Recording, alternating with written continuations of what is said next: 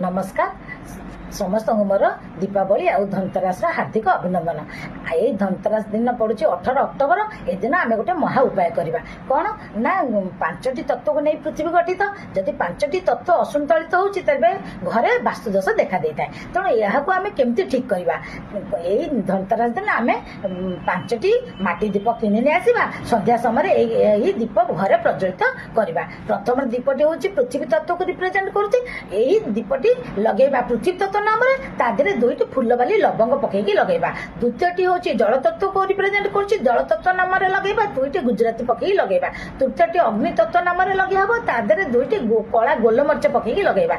चतुर्थटी हूँ वायु तत्व नाम लगे हम 2टी भीमसेनी कर्पूर पकईकी लगेगा। पंचमटी आकाश तत्व नाम लगे हम से चंदन पाउडर पकईकी लगेगा। यही दीप आम कौटी लगेगा ना मुख्य दरवाजा पाखे आम लगेगा बाहर एवं से दीप 5 तत्व नाम लगे हम से दीपर मुहटा जमी घर भितर को रोचे प्रति ध्यान देवे।